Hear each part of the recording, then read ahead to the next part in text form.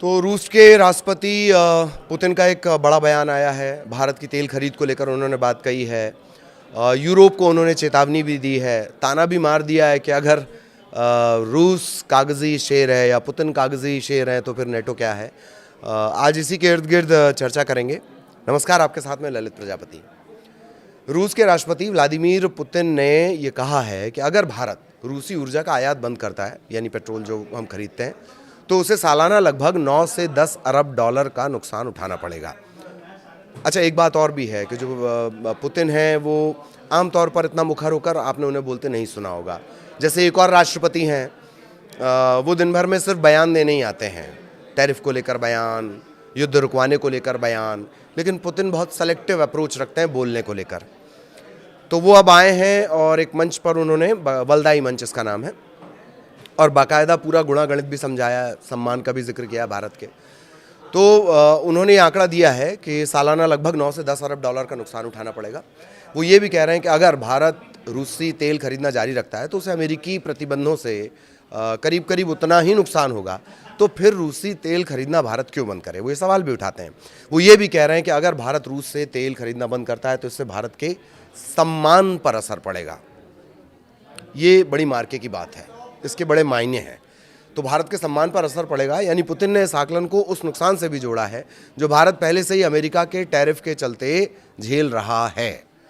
दरअसल Valdai club की अंतर्राष्ट्रीय बैठक में बोलते हुए, ये एक थिंक टैंक मंच है, ऐसे समझ लीजिए।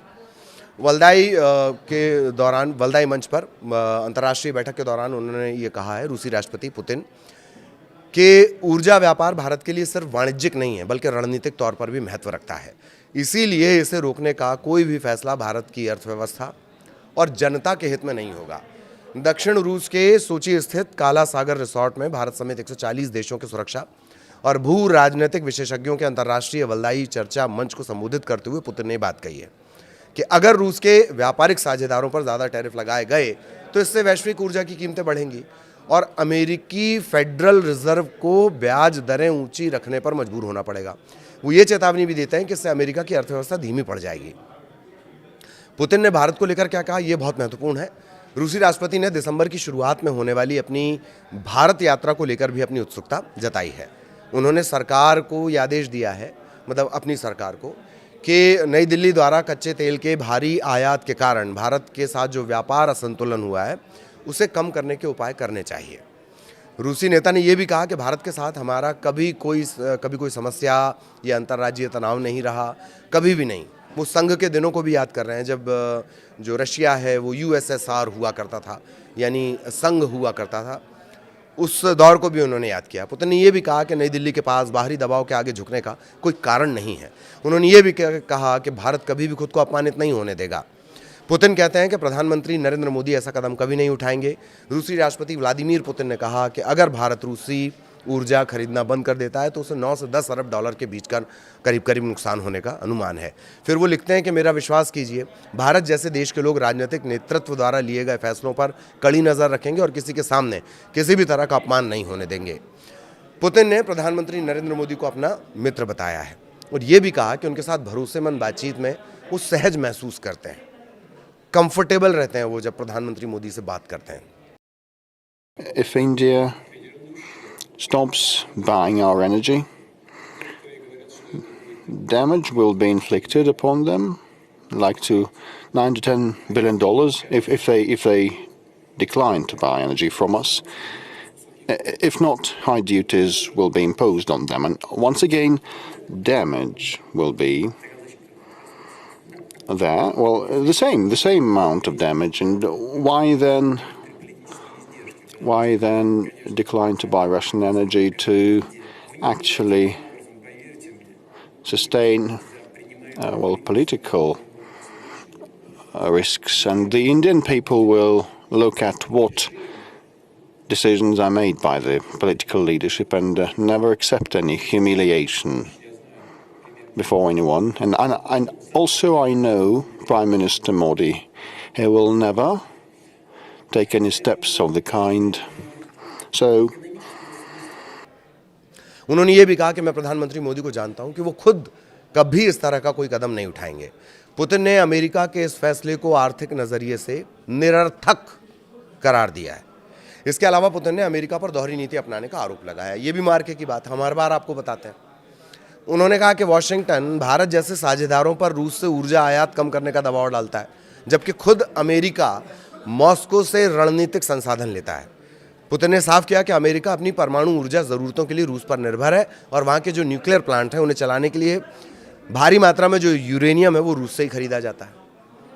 पुतिन ने संभवतः इस तरह के मंच पर यह बात पहली बार कही है हाल फिलहाल के दिनों में। तो यूरेनियम जो अपने प्लांट चलाने के लिए अमेरिका जो यूरेनियम खरीदता है वो कहाँ से खरीदता है? रूस से। और पूरी दुनिया को क्या कह रहा है कि इनसे तेल मत खरीदो। सवाल ये उठता है कि जब खुद अमेरिका रूस से व्यापार कर रहा है तो भारत को क्यों रोका जा रहा है? पुतिन ने यह भी कहा कि यह दबाव भारत जैसे देशों को नुकसान पहुंचाएगा, जबकि रूस नए बाजार खोजने में सक्षम है। रूस यूक्रेन के बीच तनातनी और यूरोपीय देशों के जो बयान आते हैं, मेन डर तो यूरोपीय कंट्रीज़ को है ना।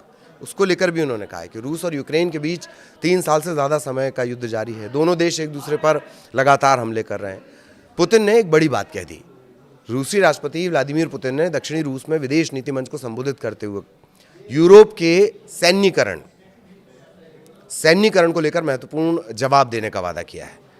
सैन्यकरण मतलब जो सैनिक जमावड़ा आप कर रहे हैं, जो हथियार आप तैनात कर दे रहे हैं, उसको लेकर ये बड़ी बात कही गई। चूँकि रूस से यूक्रेन में सेना भेजने के बाद रूस और यूरोपीय संघ के बीच जो संबंध है उनमें गिरावट आई है। इसके चलते यूरोपीय संघ को अपनी रक्षा को मजबूत करना पड़ा है। रूसी राष्ट्रपति ने कहा कि हम यूरोप के बढ़ते सैन्यकरण पर कड़ी नज़र रख रहे हैं। रूस द्वारा जवाबी कार्रवाई में ज़्यादा समय नहीं लगेगा। ये किसका कहना है? ये रशिया का कहना है। ऐसे खतरों का जवाब बहुत महत्वपूर्ण होगा। उन्होंने आगे ये भी कहा कि रूस कभी भी कमज़ोरी या अनिर्णय नहीं दिखाएगा। आपको बता दें कि दरअसल डेनमार्क में ड्रोन के हमलों और मॉस्को द्वारा एस्टोनिया और पोलैंड में हवाई घुसपैठ ने इस आशंका को और बढ़ा दिया है कि यूक्रेन के खिलाफ रूस का युद्ध अब यूरोप की सीमाओं से आगे बढ़ सकता है। पुतिन ने यह दावा किया कि रूस यूक्रेन में नेटो गठबंधन से लड़ रहा है। वहीं पुतिन ने अमेरिकी राष्ट्रपति के उस बयान का भी मजाक उड़ा दिया जिसमें कहा गया था कि रूस एक कागजी शेर है।